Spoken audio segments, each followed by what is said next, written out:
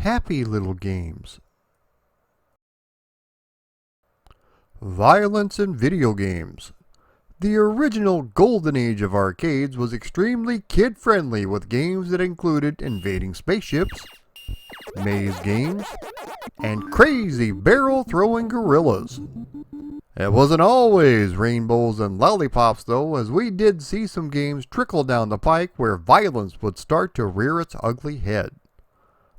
Karate Champ, which was one of the first head-to-head fighters, and also Yi-Ar Kung Fu. Today though, we are going to take a look at the first game that really brought violence to the forefront in the arcades. No, I'm not talking about WCW's Renegade. I'm also not talking about Lorenzo Lamas as Renegade. I'm talking about the 1986 technos brawler Renegade. What original arcade game was this game based on? What control scheme did the designer initially use? So crack your knuckles and get ready to fight, because this is the history of Renegade. The year is 1986 and game designer Yoshihisa Kishimoto has just been instructed by his bosses at Technos that he needs to make some changes to his arcade game Nekketsu Kōha Kunio-kun before it's released in the West. We can't go any further on the discussion of Renegade until we go back and look at the original game it was based on. Yoshihisa Kishimoto was the new hire at Technos Japan when he brought an idea to his bosses. He wanted to create an arcade game that was realistic and autobiographical in nature, in which groups of students would have street fights against rival schools. This is exactly how Mr. Kishimoto grew up, fighting alongside his friends against rival schools, all while wearing their high school uniforms. He was also a big Bruce Lee fan and wanted to not only be like him, but fight like him. One of the most successful beat-em-ups at the time was Spartan X or Kung Fu Master here in the States. Mr. Kishimoto enjoyed the game but did not like the one-hit kills and felt this was not quite realistic enough. This is what he wanted to improve upon when he developed his game. He suggested the use of an energy bar that would deplete the more punches you took. This allowed Mr. Kishimoto to create a game that was centered around the knockdown, drag-out fights as seen in his favorite Bruce Lee movies. He felt that the enemies needed to be hit multiple times before they were defeated, or essentially beating them up. The team wanted Kunio-kun to feel immersive, so they spent a lot of time on the controls. In the beginning, they tried to use controls similar to Karate Champ with two simultaneous joysticks, but he felt hitting a button to reproduce a punch was way more realistic than using a second joystick.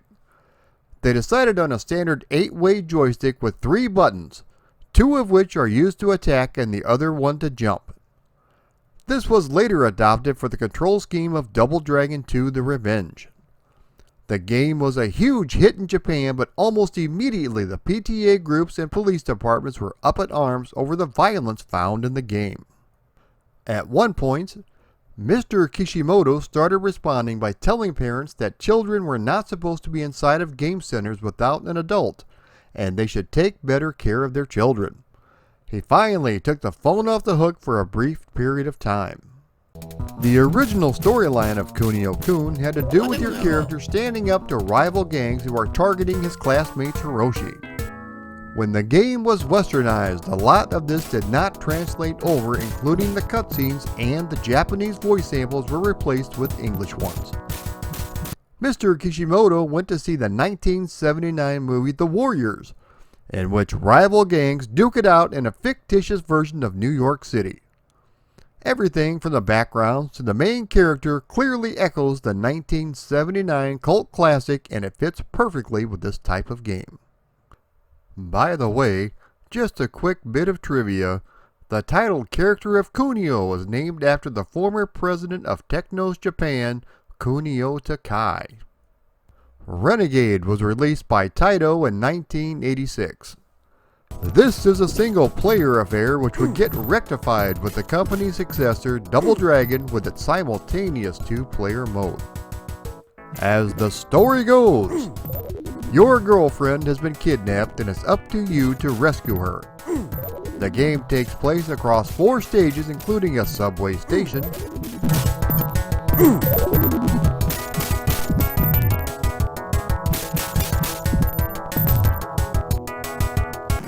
the harbor, where thugs on motorcycles try to run you over,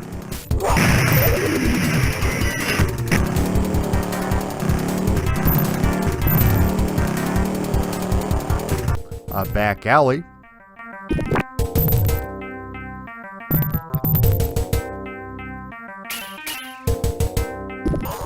and an office building.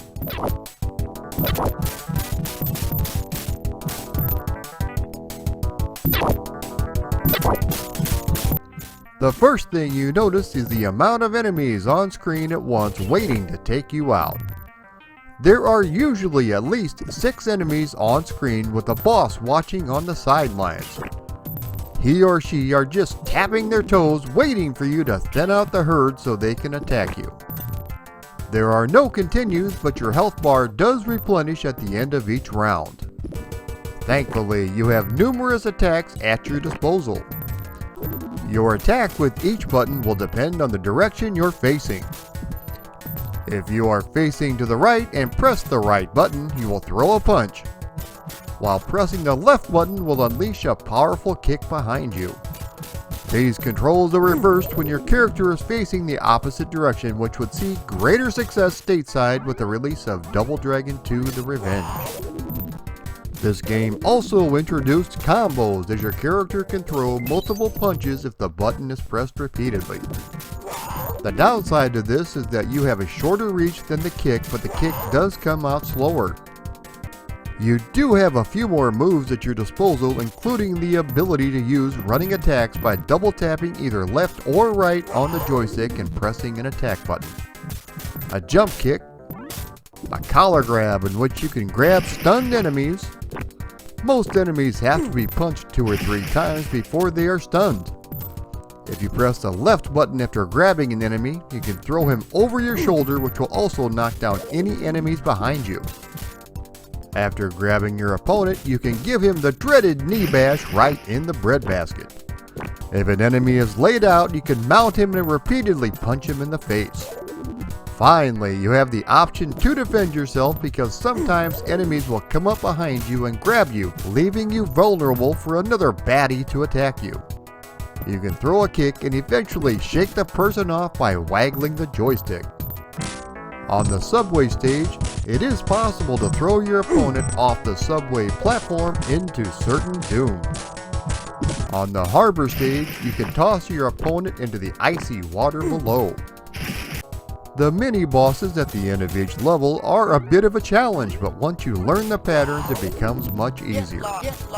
The third boss with the stanky attitude reminds me of someone I live with, but I just can't place my finger on it.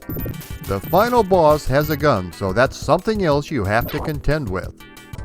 Sometimes the bosses are not weak enough to be mounted, and if you attempt it, they will throw you off, all the while mocking you. Get lost, punk! Once you defeat him, you rescue your girlfriend, who gives you a big giant wet kiss, and all is right with the world. As I mentioned, there were a lot of differences when they reskinned this game, including all of the cutscenes being dropped, the Japanese voices were changed to English voices, and the first level, which took place in a train station, now takes place in a dark, dank subway. Your character is unnamed in the American version, along with all of the bosses. Everybody had a name in the original game. The graphics are fantastic, with large and extremely detailed sprites with smooth animation. The digitized voices sound great and go along perfectly with the rest of the game.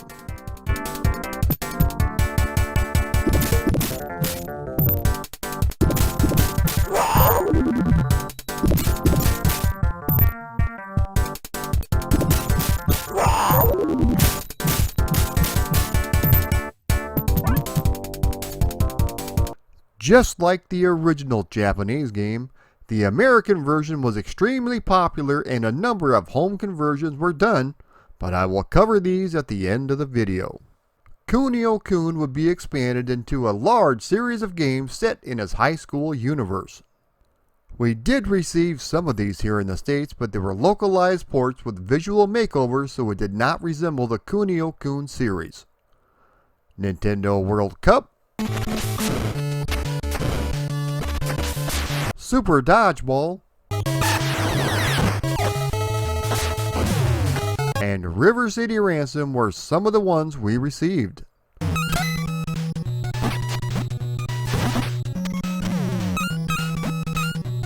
In Japan, many more games were released in the series, including Street Basketball,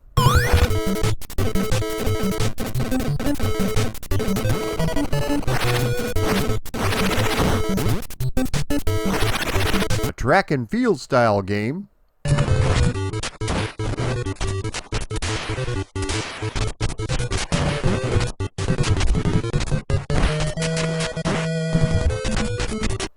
hockey,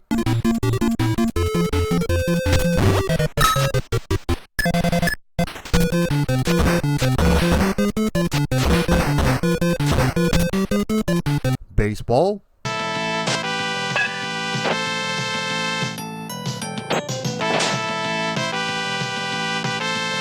and volleyball, among others.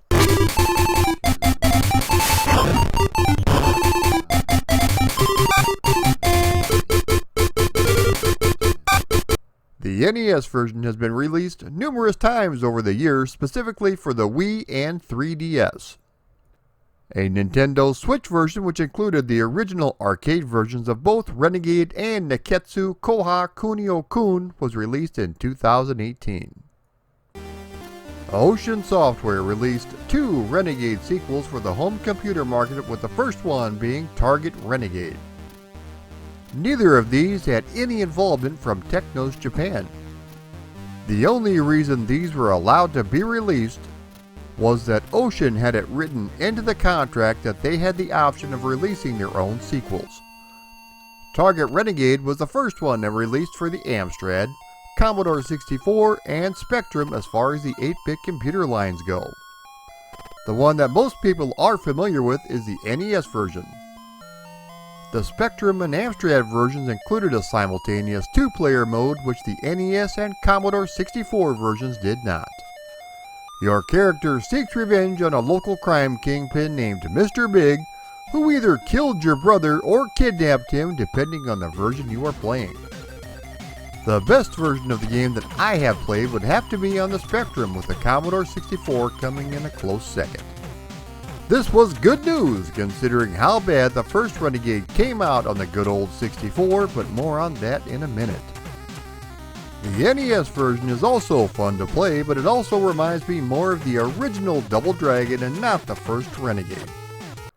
And now for something completely different. The third game in the trilogy, which was once again released by Ocean Software with no involvement by Technos Japan, was titled Renegade 3: The Final Chapter. This is a side-scrolling brawler which is set up similar to the previous 2 games. This was released on the Spectrum, Amstrad, MSX, and Commodore 64. A version for the Amiga was in development but was cancelled. However, the Amiga version did leak online a few years back. Your girlfriend has been beamed into the future while you are sent back to the prehistoric era. This sets up the game perfectly for different points in time that you have to get through, including a prehistoric era with a Captain Caveman ripoff doing his best to club you to death. There is also a medieval area, Egyptian area, and the future. The graphics look really nice and are especially detailed in the Spectrum version. A lot of the problems lie with the stiff controls and feature some questionable hit detection. The 2-player mode is also missing, which is a bit strange considering it was in the last one. The graphics are nice on all 3 versions, with different eras featuring different types of enemies such as knights, robots, and pterodactyls. The gameplay is extremely repetitive and you have to keep killing opponents to regenerate your automatically depleting health. This was developed in 8 weeks' time and it sure does show. Let's go ahead and take a look at the conversions, starting with the good old Commodore 64. The game starts out with large sprites, but they are chunky like a monkey. The animation is very smooth along with the scrolling though. As soon as the joystick is in your hand and you gear up for battle, you soon realize you have to use 3 keys on the keyboard for your attacks. Apparently, the programmers felt there was no way to replicate the 3-button setup using only 1 fire button. There are also only 3 enemies on screen at once. It's still fun to play, but it's also extremely difficult. Something I found strange is at the end of the game, instead of a big, wet, sloppy kiss as a reward, you get a simple, but firm, handshake for your efforts.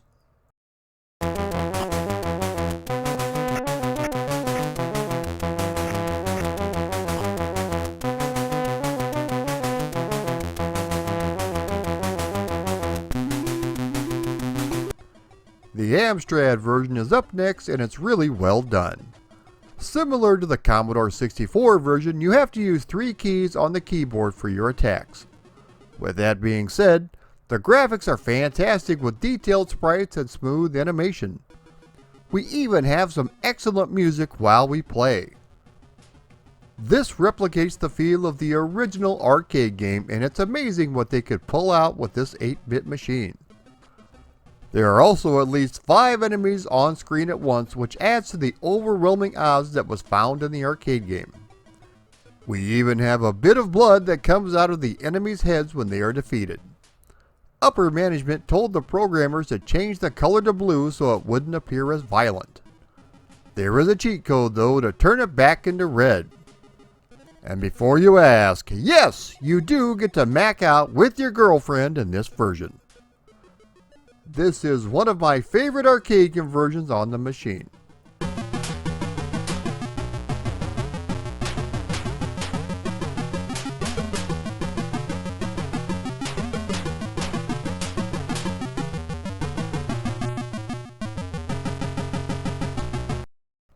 Let's take a look at the MS-DOS version. Now I'm trying to put my 1987 glasses on to play this thing, but even for its time, it was a steaming turd. It tries its best with detailed sprites, but the animation is extremely choppy along with the scrolling. The controls are abysmal, but they did manage to get everything into 1 fire button. The music is not good, although it's not quite Queevalicious either thanks to the ad-lib sound card being supported. The collision detection is also terrible, and the enemies are relentless, sometimes not even letting you get up all the way after being knocked down before they start attacking again. This version even has power-ups that will restore your health, which is something that the arcade game never had.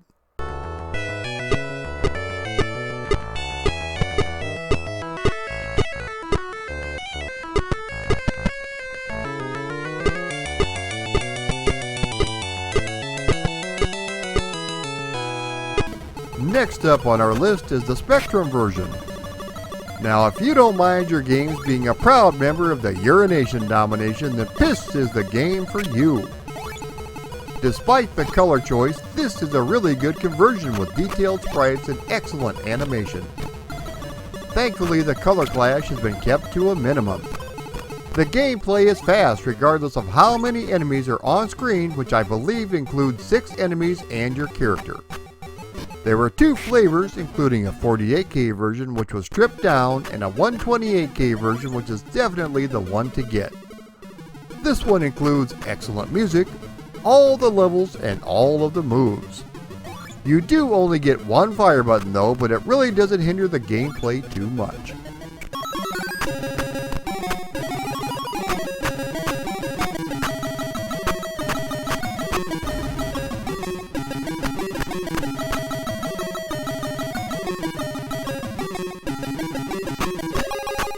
Sticking with the monochrome theme, let's look at the version for the Thomson line of computers.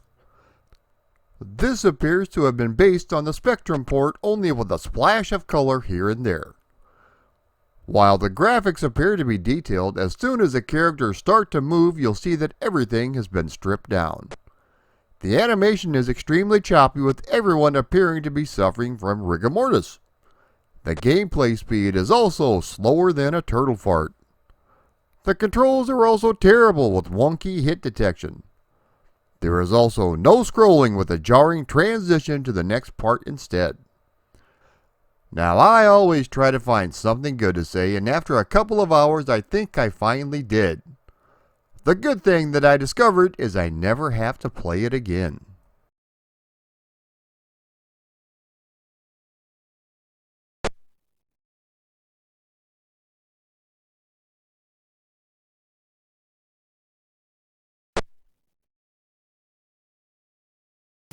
The NES version is the only one developed by Technos, and it really shows.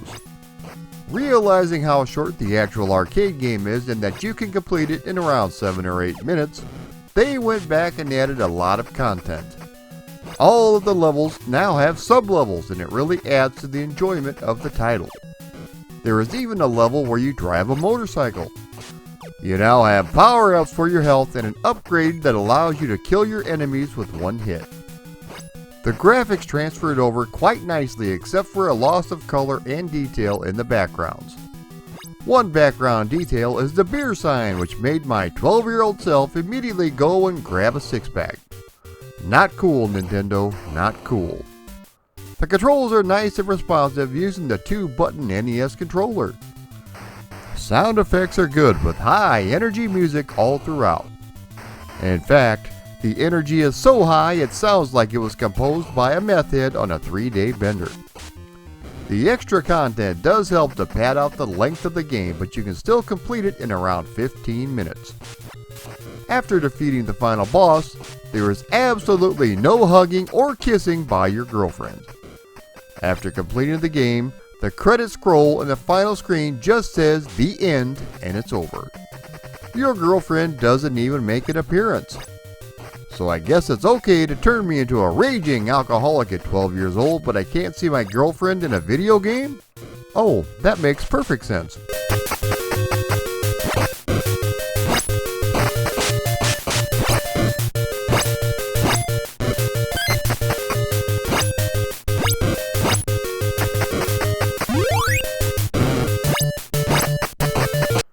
Released a full 2 years after the other home computer ports, the Apple II version was very ambitious but ultimately does not get the job done. Releasing it later gave it the distinct advantage of the NES version having already been released, so this conversion is based on that one. I could never get used to the pastel colors on the Apple, and after playing it for about 20 minutes, it felt like I was having flashbacks from the 1970s. The characters are fairly detailed and the gameplay is pretty consistent with the arcade original. The animation is quite a bit choppy though, along with the scrolling. I could not get the sound to work in my emulator. Thankfully we get 2-button controls, but that's where it falls apart. While the game is fast, the hit detection is all over the place. The frame rate is also very inconsistent. If they would have just fine-tuned the controls, this could have turned out to be a pretty good conversion.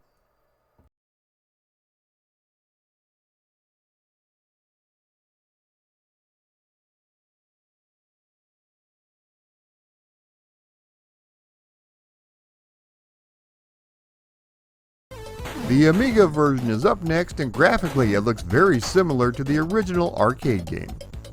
The game tried to replicate the original more so than any other version with 6 enemies on screen at once. Music and also sampled sound while you play. One big downside though is that the gameplay is incredibly stiff, making it seem like you only have partial control over your character. The speed of the game is also just a bit too slow when compared to its big brother. It appears that a lot of the moves are not in the game, including the grab and shoulder throw among others. You also only have one fire button at your disposal, which makes an already challenging game even more so.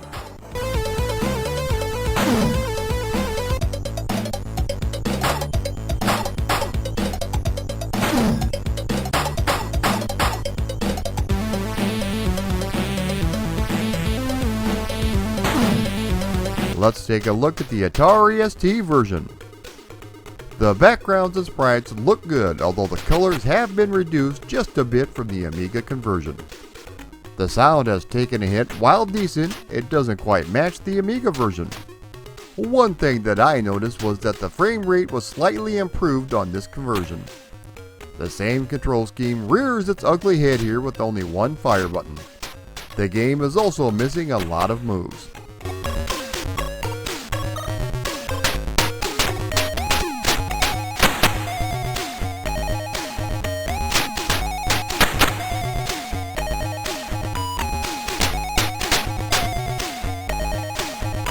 And finally, we have the Sega Master System version. This was not released here in the States, so I never knew this was a thing until years later. This was based on the NES version with expanded cutscenes to flesh out the story. The ending itself has also been upgraded, and we finally see what happens after the final boss is defeated. Spoilers! Your girlfriend does not appear. The graphics and sound have also been upgraded considerably, and they look fantastic. Thankfully, we have 2 button support, so it feels very close to the arcade game.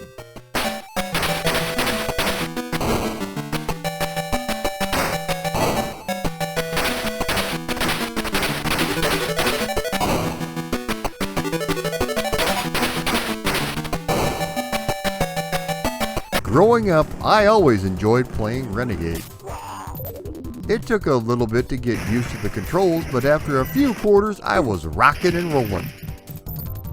Double Dragon would be released the following year, which would be the start of my love of the beat-em-up genre. There is nothing better than knocking a guy's teeth out and throwing him over your shoulder. If you like that sort of thing and have never tried this game, be sure and give it a shot. You'll be glad you did. If you enjoy my content, be sure to like, share, comment, and subscribe. Also, if you would like to support me on Patreon, please click the link below. Thank you everybody for watching.